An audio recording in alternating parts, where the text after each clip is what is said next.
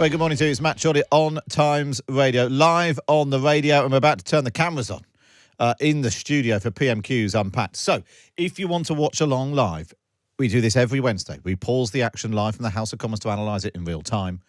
Tim Shipman from the Sunday Times will be here as usual, but we are also going to be joined live in the studio by actual Zippy from actual Rainbow. Yes, it's me, everybody. Right, shush, you're not supposed to be talking. Oh, we'll sorry. bring you on in a sec.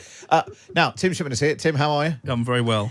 Lara Spirit, how is this fever dream that you're enjoying? It's really great, thank you. Lara Spirit is the resident young person and has no idea what is going on.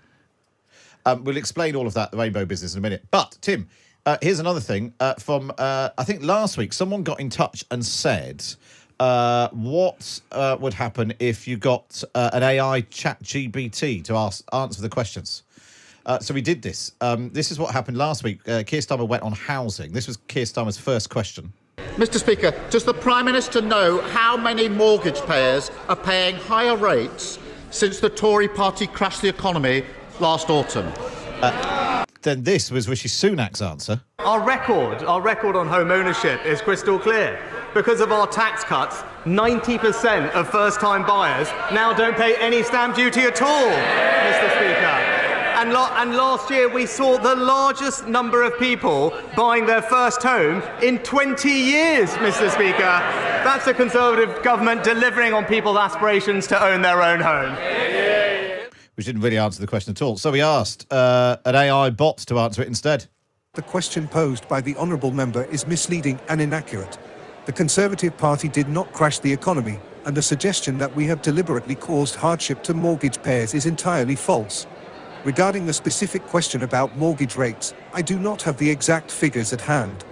However, I can assure the honourable member that our government is committed to ensuring that the housing market remains stable and accessible for all, and we will continue to monitor the situation closely and take appropriate action as needed.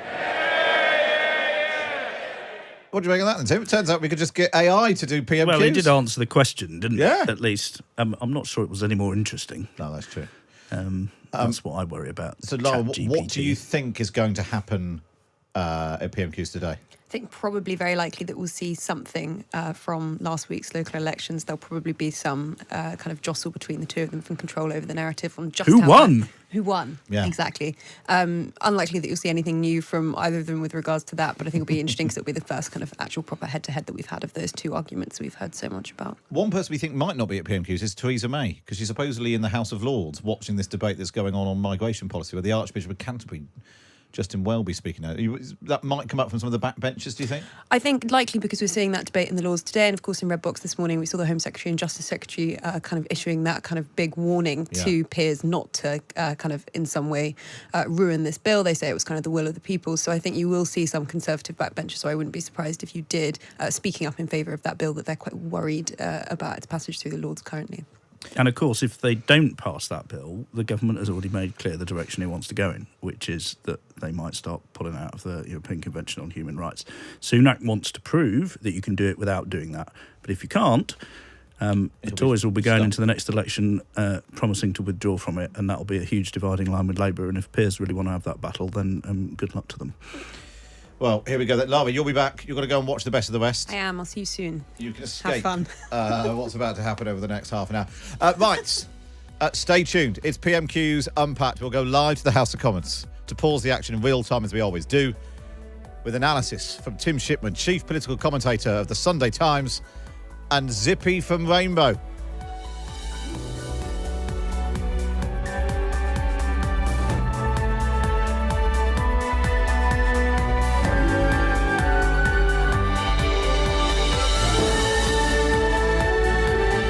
Across the UK, on DAB, online and on your smart speaker. This is Times Radio. It's 12 o'clock. I'm Matt Chorley. This is Times Radio. In a moment, PMQs Unpacked, but first a look at the headlines this lunchtime. Right now, the Archbishop of Canterbury is making a rare intervention in the House of Lords to condemn the government's illegal migration bill. Justin Welby is arguing against the flagship legislation, which aims to stop people crossing the channel in small boats. Donald Trump has labelled a civil trial in which he was found to have sexually abused a woman in the 90s as a witch hunt. He's been ordered to pay millions in damages to E. Jean Carroll, but says he'll appeal. A committee of MPs will investigate how the Metropolitan Police handled protests at the King's coronation. 6 anti-monarchy demonstrators were arrested ahead of Saturday's procession, with Scotland Yard since expressing regrets. And Andrew Bridgen has formally announced that he's joining the Reclaim Party, saying there's a chasm between Parliament and the people. The North West Leicestershire MP says he's joined Lawrence Fox's party because they respect free speech as the basis for every aspect of our democracy and our society. He was kicked out of the Conservatives. We'll have a full news roundup at past, but now, live on Times Radio and on the Times Radio YouTube channel, it's time for this. PMQs Unpacked on Times Radio. Unpacking the politics and cutting through the crossfire. Order, order. I call Matt Chorley and Tim Shipman. And we say hello to Tim Shipman, chief political commentator of the Sunday Times. Tim, how are you? I'm fine. I'm still reeling from Craig Oliver saying we shouldn't treat politics like it's a sports match. So here we are. Here we are. And here we are, Tim, with a very special guest. One of my heroes. Now, we need to... Let's roll back. This is what happened the other day when we were doing PMQs Unpacked. Dan on the YouTube channel says, when Keir Starmer speaks, you hear Michael Howard, I hear Zippy from Rainbow.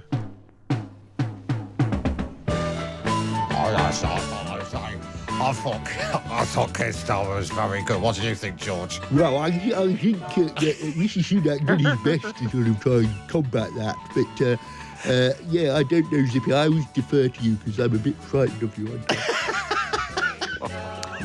So that's what happened the other day. Somebody on the YouTube channel, get on the Times Radio YouTube channel because you're going to want to watch this, said that Keir Starmer sounded like Zippy. I did my impression of Zippy. But... and yours was very good, your impression of Some people George. said my George morphed into Ken Clark. Well, there's something to be said for that.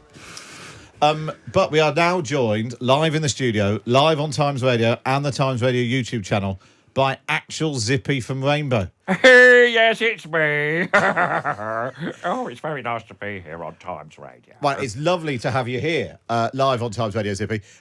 Zippy, how do you feel about being compared to Keir Starmer? Well, I don't mind, I suppose. I mean, I don't do much politics, you see, not in the Rainbow House, no. But I don't mind. He's a nice chap, I suppose. But he doesn't really sound like me, I don't think. I'm not sure I totally agree with that either. More importantly, what do you think of Tim's impression of George? Well, it was a good try. I'll give it 5 out of 10. Only 5? How do you feel about that, Tim? I'm delighted. Oh, good. Thank you. That's nice. So, are you familiar with PMQs, Zippy? Well, not really, no. Jeffrey, he was our minder on Rainbow. He sometimes looked at it, I think, or listened to it. But no, I don't. It's all a lot of men talking and ladies talking. I don't know what about. I know it's politics, but...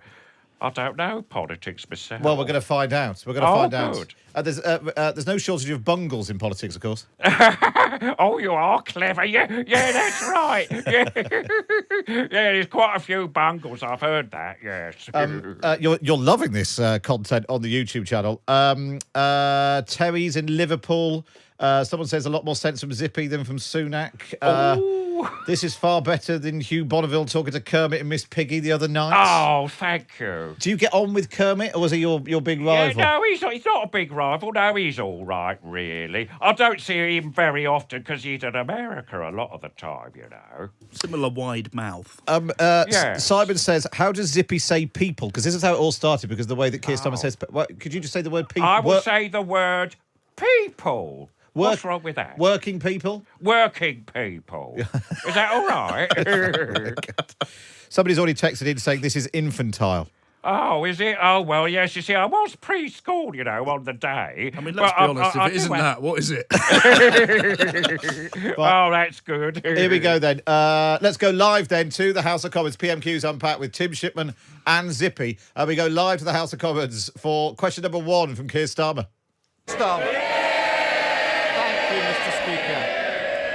Can I thank all those who took part in the coronation celebrations over the weekend? And can I also take this chance to wish all the very best to my brilliant and talented constituent, May Muller, who is representing the UK at Eurovision in Liverpool this weekend. The whole country is behind you, May. Now, Mr. Speaker, this sound time like the whole last Commons week, is behind her. the Prime Minister had to correct the record on misleading claims he made about employment numbers. Can he provide a further update? Now he's cost 1,000 Tory councillors their jobs.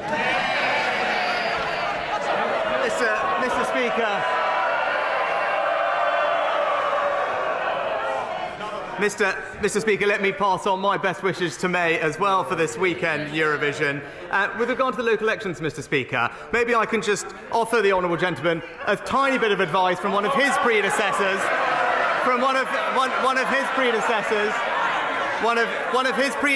Tony Blair, who I was reading the other day. What did Tony Blair? He said the right honourable gentleman can be as cocky as he likes about the local elections. Come a general election, policy counts. And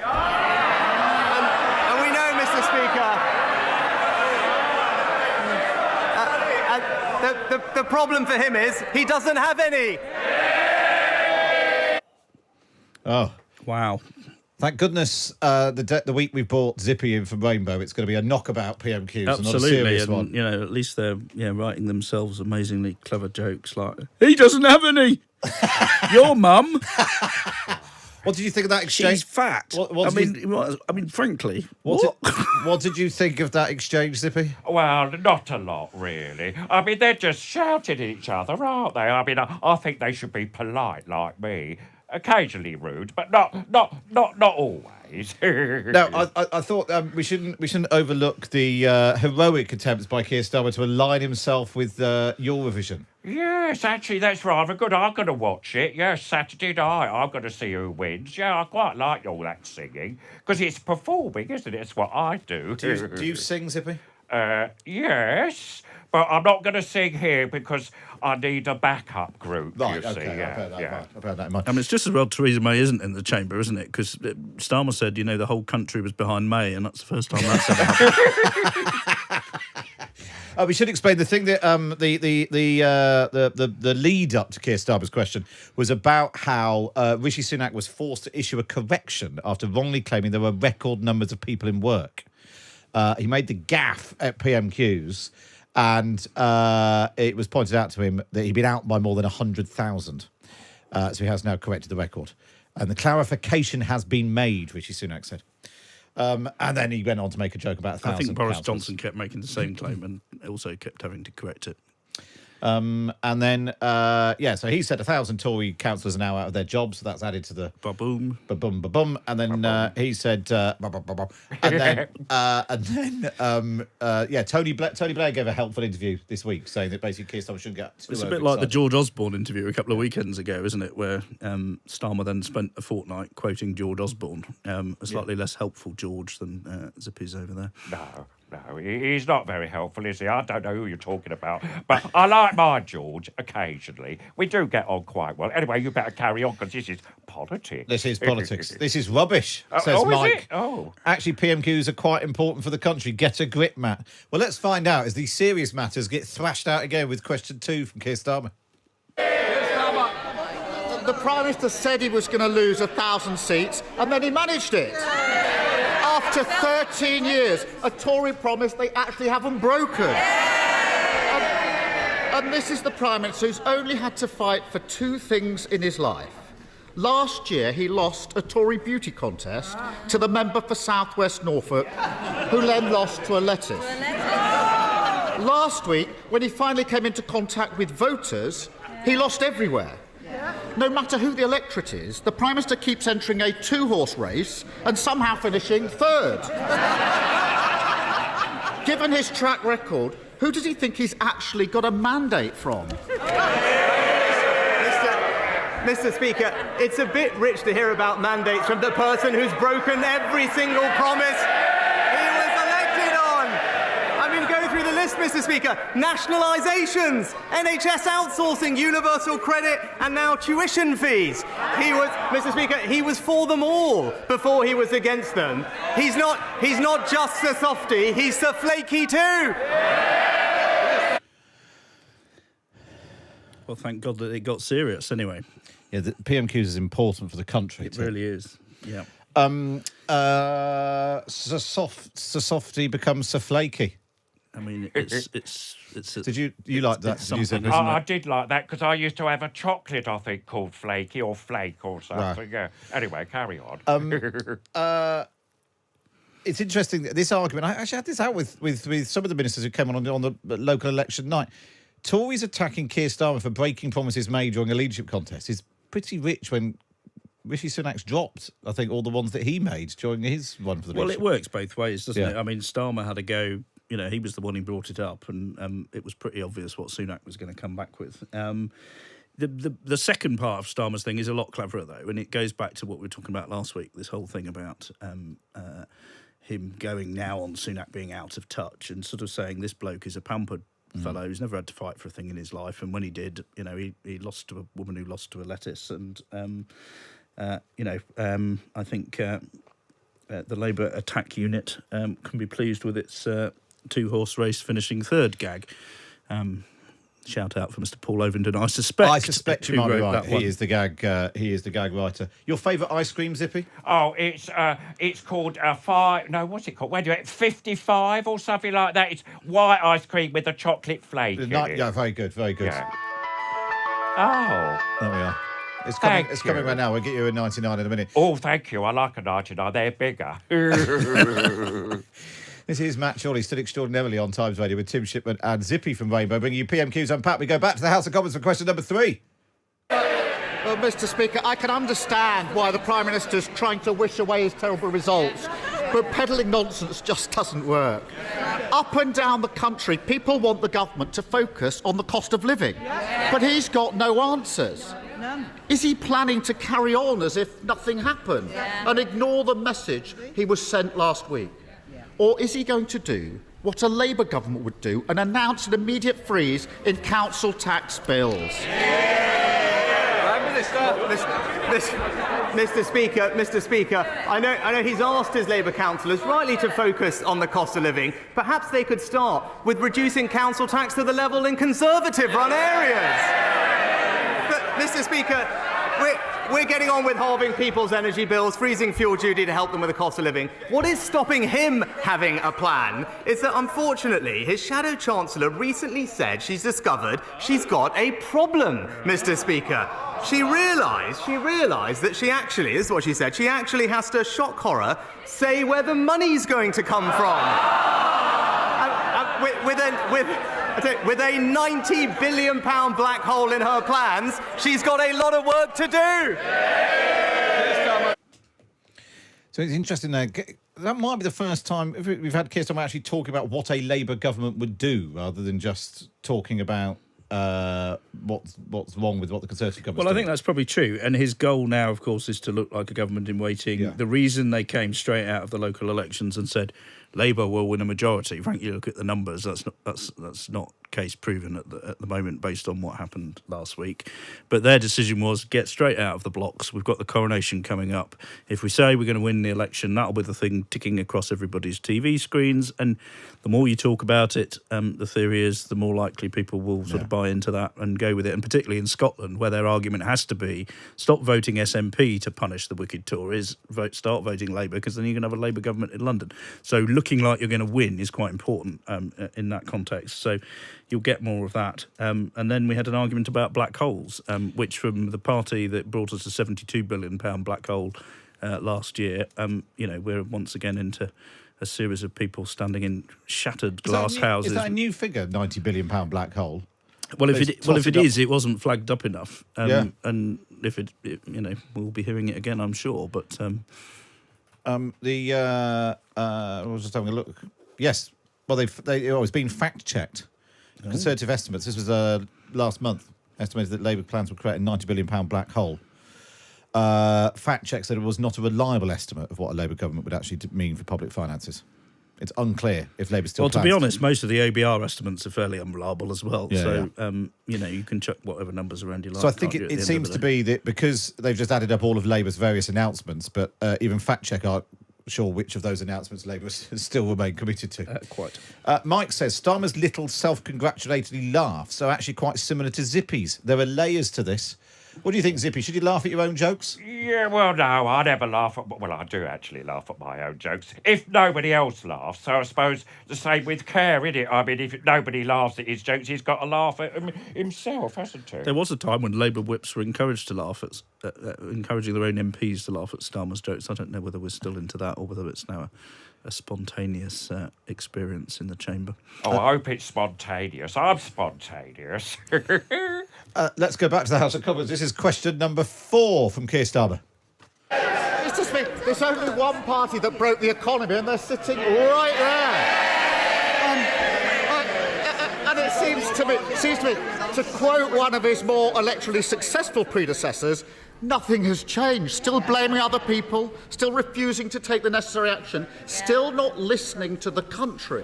Yeah. And on council tax, it's quite simple. A Labour government would give every council the grant they need to freeze those bills, fully paid for by ending the handouts he's giving to oil and gas giants. So I ask him again, now his plan has been utterly rejected, why won't he do the same? Mr. Speaker, just a quick history lesson. While he was busy softening sentences 13 years ago, let me just remind him what we inherited. It was the largest deficit in the G7 from Labour. Higher unemployment. The coffers were totally empty. And it didn't stop there, Mr. Speaker. After that, they wanted a longer lockdown. And now, they won't even oppose the picketers and the protesters, Mr. Speaker. Even in opposition, they're damaging the economy. That was the greatest hits from both sides. You're the ones who broke the economy. He was softening sentences. Yeah, 13 years ago. So that's a classic. Largest deficit since the G7. Tory MPs didn't quite sure whether or not to cheer that. No. They sort of agreed with the point. We like the point, but we're not sure deficits are a great thing. And then we're back to... a longer lockdown. We'd still be in lockdown if it was up to Keir Starmer. All that was missing was you back Jeremy Corbyn. I don't think the lockdown point, has any great traction with the public. Ironically, the Corbyn point did have a little bit of traction with it. I wondered when we'd hear about picketers and protesters, because, of course, there's legislation going through at the moment, and there's a big question about whether Labour are going to back it. Starmer was pretty equivocal about, should the anti-monarchy protesters have been picked up the other day, and he was sort of saying the bill needs time to bed in. But, yeah, I mean... What can you say? This government has presided over a rather difficult period for the economy. Clearly, COVID and Ukraine have got something to do with it, but the Tory government made it immeasurably worse last year. Sunak, of course, as I said last week, has been trying to clear that mess up. And then there's the bigger point that Labour governments tend to leave the economy in a slightly less healthy state than they inherited it. I think unemployment's been higher every time under a Labour government. But there's trade-offs, and... it doesn't feel like what Sunak is coming out with now is getting much traction, even with his own team in the chamber, to be perfectly honest. Yeah, it doesn't feel These feel like old, tired arguments, don't they? Yeah, and actually, I suppose if you're Keir Starmer, you could tell your backbenchers, or at least demonstrate to them, that your old, tired arguments are working, because you've done quite well in the local elections. Whereas those Tory MPs who might have been looking for something new from Rishi Sunak, hearing sort of Boris Johnson's leftovers, might not necessarily cheer them. Yeah, it's slightly curious that he doesn't have a better gag writer. The other thing I noticed during that answer was Oliver Dowden, who's sitting a couple of seats along, looking slightly anxiously, and you could see him thinking, at some point I'm going to have to do this, and I'm going to be up against that Angela Rayner. And he didn't look like he was relishing the prospect, I think it's fair to say. Zippy, as you're here, yes. What would you like to have a go at doing PMQs yourself? Oh, yeah, I think I'll be very good. I mean, I'll stop all that noise. I want a very nice, polite House of Commons, you see. I don't want all that row going on. They sound like little children, don't they, when they shout and scream and all that sort of thing. Anyway, that's my opinion. And who would you least like, if you're the Prime Minister, Yeah. who would you least like to go up against as leader of the opposition, Bungle or George? Oh, I think I'd. Oh no, I'd at least like to go up with George because I'm his friend, Rick Bungle. Well, I think I'd have a good time with Bungle. And at least if things went wrong, Jane and Freddie could just jump on the dispatch box and give us and sing a little song or three. Yeah, that'd be nice.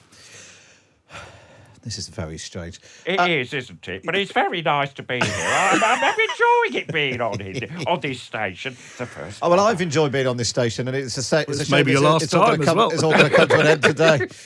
This is it's delightful the way it's been divided. It's the most divisive issue we've had on the radio since certainly since Brexit. I think some of you are loving it, some of you are hating it. Oh.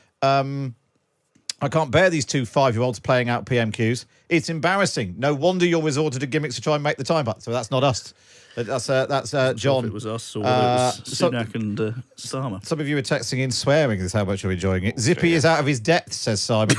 That's very unkind. Wait a minute. I'm all right, actually. Thank you. I think you'd wipe the floor with Simon, Zippy. On the YouTube channel, do join in on the comments on the side. It's basically a toss-up between whether you're more annoyed by Rishi Sunak or Zippy. So there we are. Right, let's go back to the House of Commons. There's a question number 5 from Keir Starmer. God, is it only 5? He's just not listening, is he? Even after the entire country, Mr. Speaker, from the Peak District to the Garden of England, rejected his government last week, he still thinks that protecting oil and gas profits is more important than freezing bills. Now, I'm sure the Prime Minister must finally have met some working people in recent weeks. Did any of them understand why he insists on protecting his precious non-dom tax status rather than scrapping it and using the money to train thousands of doctors and nurses? Well, Mr. Speaker, he said that this money would fund the NHS workforce, but that plan was actually looked at by one of his own colleagues recently. Now that person said that it would discourage doctors and nurses from coming here. And that there was a £2 billion shortfall in his sums. Who said that? It was Alistair Darling. He might remember those days. It's when Labour bankrupted the economy. Oh, is that it?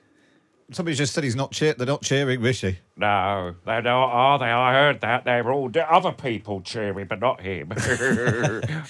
Just to be, if you have just tuned in, this isn't a fever dream. We are reviewing PMQs Unpacked live in the studio with Tim Shipman from the Sunday Times and Zippy from Rainbow. Because a couple of weeks ago, a listener was watching on the YouTube channel and said that they thought that Keir Starmer sounded a bit like Zippy. And actually, in that last answer, there was a little bit of... There was, wasn't there? Yes, it was a slight sounding. It did sound a little bit like me. So there's now a poll running of who is winning PMQs on the YouTube channel. All right. Currently, 7% say Rishi Sunak, 39% say Keir Starmer, 59% say Zippy. Oh, great. Thank you, fans. Yeah. That was another round. All about. Alistair Darling, wonderful man, says Sunak. Yeah. We're going to quote Alistair Darling and say that whatever he says is gospel. And then he says he crashed the economy. So we also got oil gas projects. We got so that's non-doms. Non-doms. Don't forget the non-doms. I mean, there's obviously a perfectly good economic argument against getting rid of the non-dom status. It's rather difficult for old Sunak to make it, given that his wife has been a beneficiary of it. But yeah, I mean, it's just not. We're not getting to the heart of any of this. I think basically what Tim's trying to say is that we're very pleased that Zippy's here, because otherwise this would be really dire. Absolutely. I mean, I'm making it all good, aren't I? Yeah. Raising the tone of proceedings, 50% of 50% of the listeners. But again, another little sly line from Starmer at the start, which is quite clever. You know, I'm sure the Prime Minister's finally met some working people. Yeah. You know, a slight callback to him saying working people. There's that famous video of Sunak as a schoolboy saying, he doesn't got know lots any of friends, but doesn't know anyone. Was it not working class people. Upper class people, middle class people, working class, but not working class. Working class. I mean, we wouldn't all wish to be condemned for things we'd said at the age of 13, but it's quite a helpful video for the Labour Party. Zippy for PM, says Cavan. Oh, thank you. Paul says, can Zippy start a new political party? The Bungle Party, Zippy for PM. Alistair Dave says, Alistair Darling and Zippy, have we gone back in time? Oh. Have you ever met any politicians, Zippy? No, this is the first time I've had anything to do with politicians, actually. I'm quite liking it. Are you enjoying yourself? Yeah. Well, we might have to bring you back. Oh, lovely. Particularly if we end up with a rainbow coalition after the next election. Oh, yes, that'll be interesting. Wow. Your best work. I've sat on that for 25 minutes, that guy. It worked. It's good. I like that. I'm yes. sorry to say, Zippy, there's no easy way to say this. We've got to go back to the House of Commons for one last exchange. Off you go. Right, here we go. Question number 6 from Keir Starmer. That is the definition of nonsense. And this is the price of having a tired, worn-out government fronted by a Prime Minister who boasts he's never had a working-class friend. He's smiling his way through the cost of living crisis, gloating about success while waiting lists grow. He's pretending that crime, house building, schools are all just doing fine, while handing the country 24 tax rises, all with his name on them.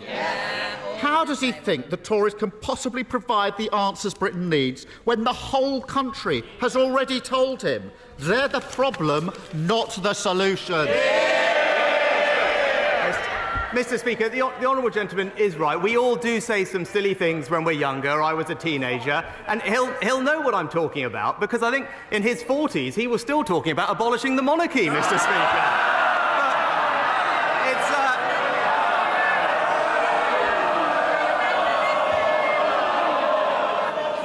Prime Minister. A little bit of Lindsay Hoyle there. It's the same old guff from him every week, Mr. Speaker. All politics and no action.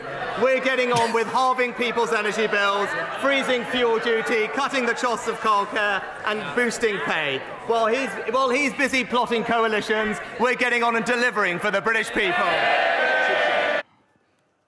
Well, that was quite a good ending for Sunak, actually, after a pretty disastrous half an hour, apart from the chost of childcare, which slipped its way through.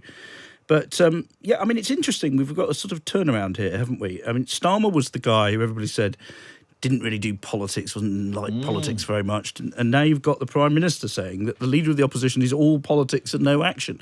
And he sort of that is basically the job definition of Leader of the Opposition. Correct. And, but Sunak obviously wants to sell himself as this, quiet doer of things rather than someone playing games. But, it's interesting if he's sort of almost praising the Labour leader for getting his act together on the politics, because a year ago we spent most of our time in these sessions despairing that he was no good at politics at all. Good bit of work from the Tory attack unit there. That Starmer was still muttering about abolishing the monarchy in his 40s. Into his 40s, yeah. Good line. I mean, it's, I think you'd probably say that was 5-1 to Starmer, but it was a pretty good one at the end for Sunak. So it was in 2005 that Keir Starmer discussed the irony of being appointed a Queen's Counsel, a senior barrister, for a film about the court case he was in. He boasted of supporting the abolition of the monarchy. And he said, I got made a Queen's Counsel, which is odd since I often used to propose the abolition of the monarchy. There we go. And actually, it's interesting, when I was talking to a Labour strategist recently, he was making the point that they still need to play the sort of patriotic card. And you've seen around the coronation and around the Queen's funeral and around the war in Ukraine that Starmer makes a big point of trying to sort of fly the flag, which the left does not like, finds uncomfortable, finds antagonistic even. But they feel that they still need to do that. And actually, if Sunak was being honest again in his responses, he would say, actually, you said we lost all the way up and down the country. We didn't. We gained seats in the Tees Valley and places that, were once traditionally Labour strongholds. And in a lot of those working class Leave neighbourhoods, which are pretty patriotic, Labour is still struggling. It did pretty well in its new heartlands of cities and sort of university towns.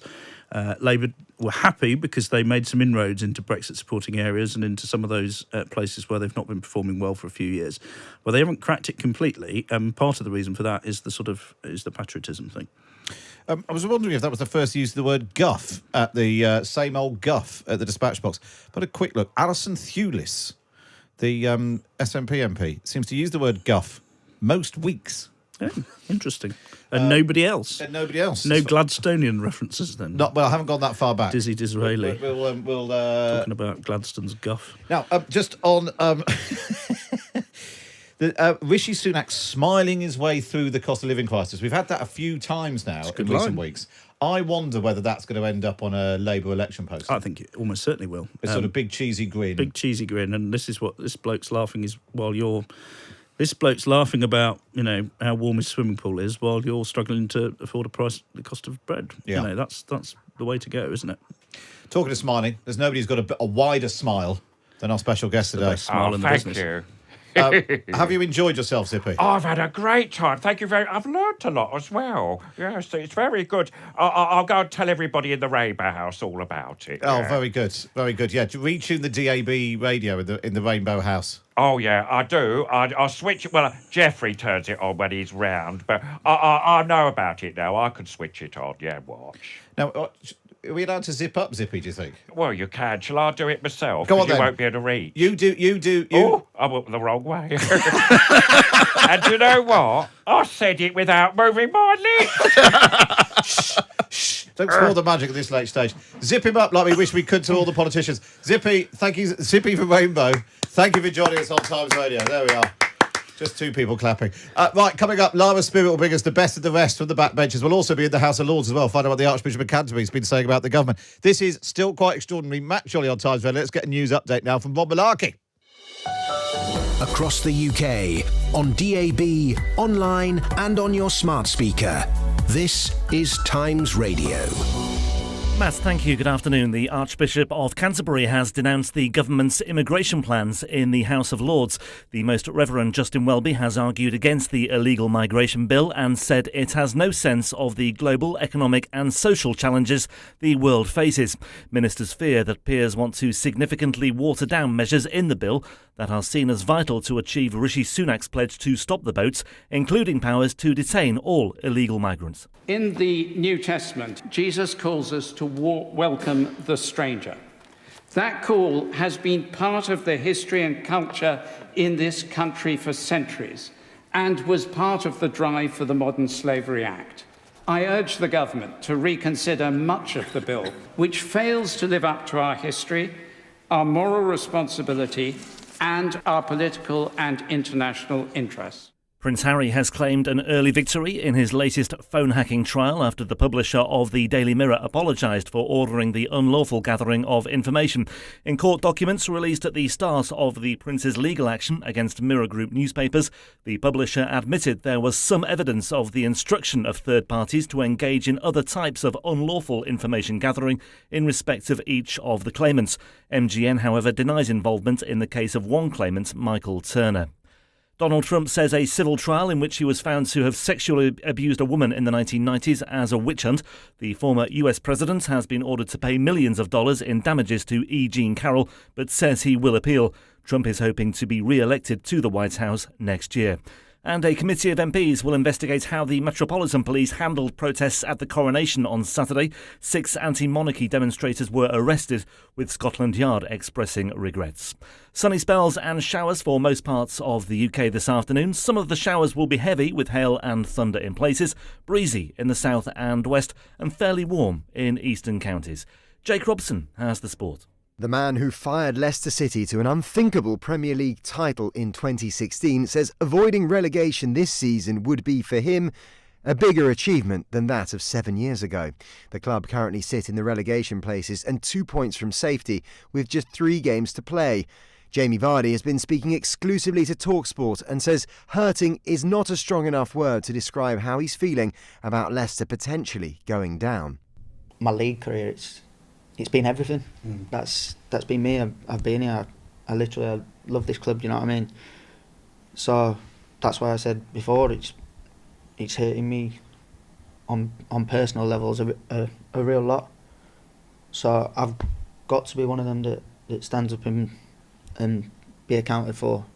Got to give my utmost and try and help the team as much as possible.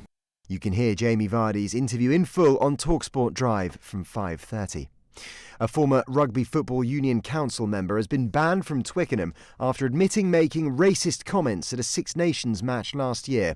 According to a summary of the case published by the RFU, Alex Murphy made a racist remark to an unnamed volunteer as they walked to the council box at the England v Wales game in 2022, before a similar comment in the bar area after. Times Rugby correspondent Alex Lowe says it's been an awkward time for rugby.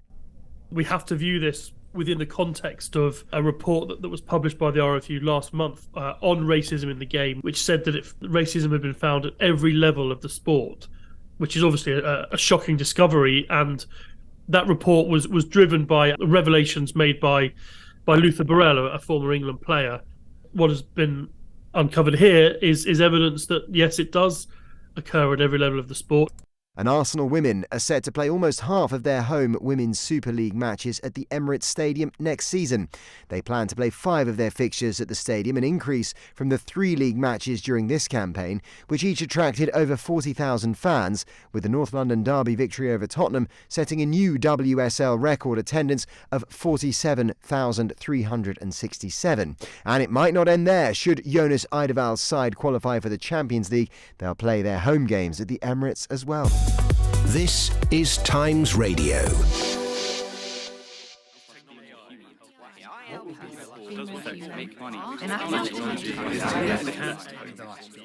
What will be the last job on Earth? Can a business make money and do good at the same time? Should my next car be electric? Listening differently helps us think differently. Join us in the Green Room for conversations that matter. Listen to the Deloitte podcast.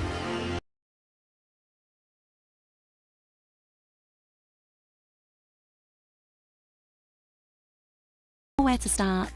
Interland from Google is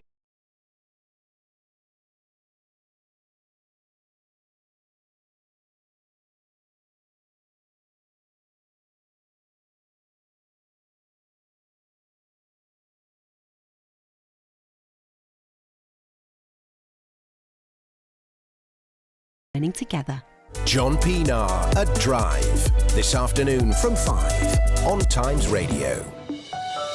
Across the UK, on DAB, online and on your smart speaker. This is Times Radio. Very good afternoon to you. It's Matt Chorley live on Times Radio and the Times Radio YouTube channel. Well, we split the audience anyway by having Zippy on to review PMQs. Mike says it's incredible that Zippy hasn't aged at all. What's his secret? Botox? Lenore? Bill says, I'm too old to know who Zippy was. Could we have Bill and Ben next week, please? Is Zippy related to Alan Carr as well as Keir Starmer, says Sarah? And then someone else has said on the YouTube channel that we need to have Will from the In-Betweeners on next week for balance. Because that's what Rishi Sunak sounds like, apparently. Tim Shipman's still here. Lara Spirit, a baffled Lara Spirit, has joined us. You've been watching... I've not been watching Zippy, no. No, you've been watching the rest of PMQs. How was it overall? It was good, yeah. There were some pretty impassioned questions and some pretty robust exchanges in this one, actually, compared to some of the previous ones. First one I'm keen to play is obviously Stephen Flynn, our favourite. Yeah, again. The first question, which we won't hear, Rishi Sunak was kind of berated by Lindsay Hoyle for asking a question of Keir Starmer over the public order bill, which Stephen Flynn attacked. And of course, Keir Starmer hasn't been totally clear on what Labour's policy on that would be. So Rishi... They don't like it, but they wouldn't repeal it, seems to be the position. And they're sort of waiting to see what happens in the outcome of the investigation, and it's actually a very busy thing being in government, and so you can't just repeal everything. Those were the words of David Lammy. I mean, obviously not exactly the words of David Lammy, but over the weekend. And then there was a question from Stephen Flynn, which I think is interesting because of Rishi Sunak's response on this question, this kind of vexed question of coalitions and whether or not the Liberal Democrats and Labour may well be in coalition soon. So take a listen to this.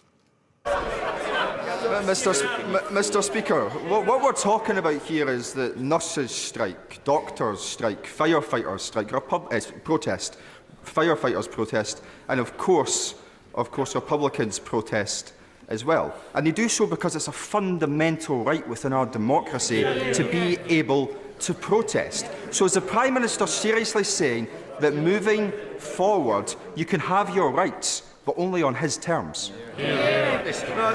Mr. Speaker, it is also the right of the British public to be able to go about their ordinary day-to-day lives without undue serious disruption. That's why it's right that the police have extra powers. I respect that the honourable gentleman disagrees with that, but we think it is right, and people will see every day on TV, their lives being disrupted. They're not able to get to school, to get to hospital appointments, and indeed to get to work. They should be able to do that, and the police should have powers to stop those who are preventing that from happening.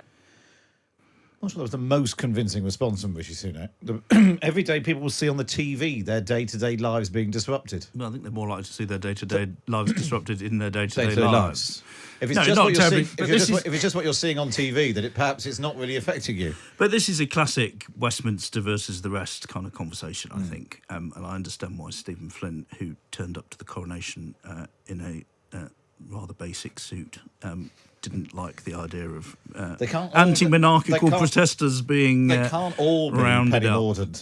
No, indeed. Not everybody had a custom-made Boudica outfit made for the occasion.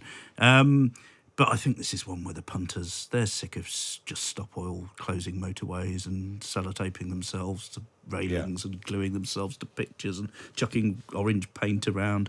And yes, was it overused at the weekend? Probably.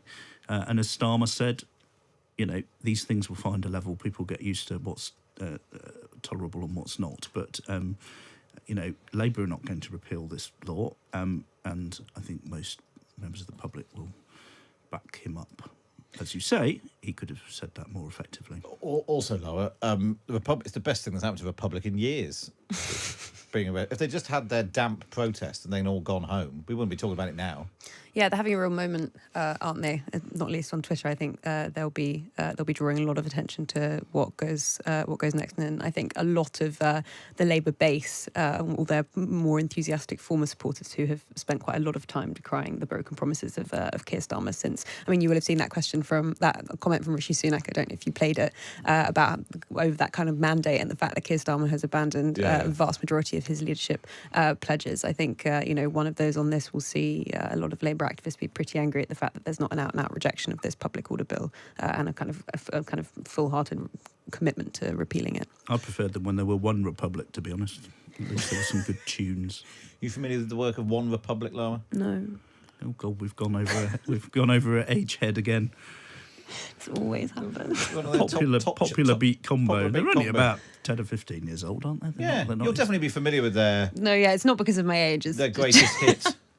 Full back catalogue. It's your taste for acid jazz and hip hop that's getting in the way at this point. What did you spend your youth doing, love? If it wasn't watching Rainbow, listening to One Republic.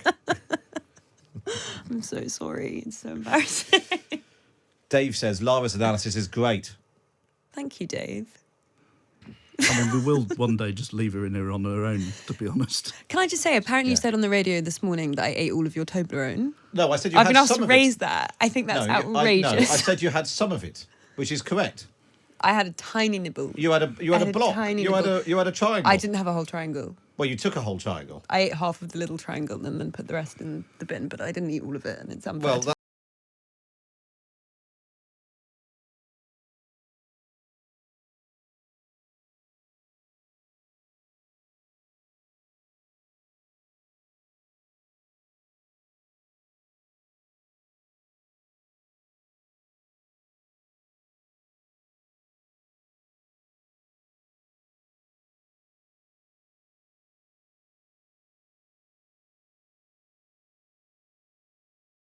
down with the kids. Mid-range, guitar band going on. Right, never mind the public order bill. The big legislation which is causing Rishi Sunak problems is in the House of Lords right now, Lara. Yeah, very excited that we're going to be able to go to the House of Lords in kind of a special Best of the Rest edition. House of Lords Unpacked. Now, My interestingly, favourite. Patrick Maguire's reporting, your colleague and mine, that Theresa May has been sitting on the foot of the throne in the Lords, shaking her head in dismay as the government minister, Lord Murray, set out the government's position on the illegal migration bill.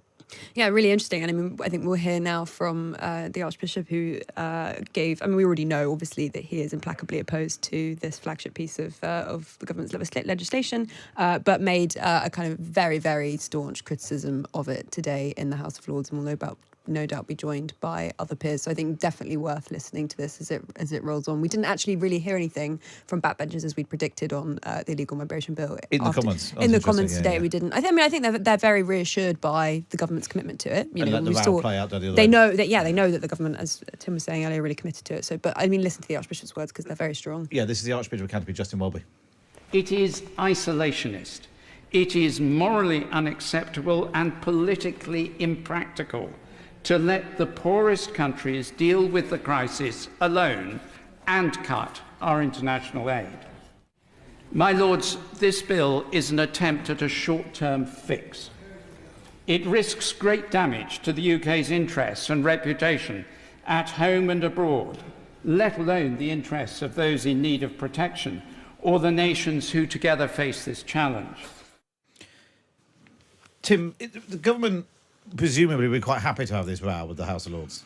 I think up to a point, yes, because they do want to do something about this. Welby speaks for the morals of the nation. Good luck to him. And I think a lot of people will share his moral view of it. I think a lot of people will share his view of the impact on some of those countries. And I think a lot of people will share his view of the impact on some of the migrants.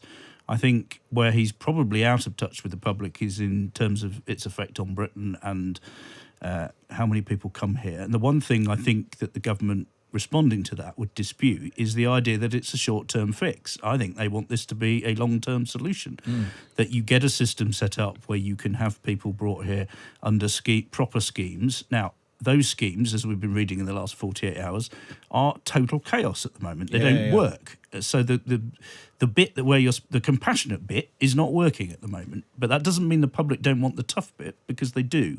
And the government's view of this is not just that Britain needs to be tough, but that you've got tens of millions of people moving around the world at the moment at a pace that is only going to increase in the decades ahead for various reasons, war and climate being the two obvious ones, and that there needs to be some kind of international solution to this.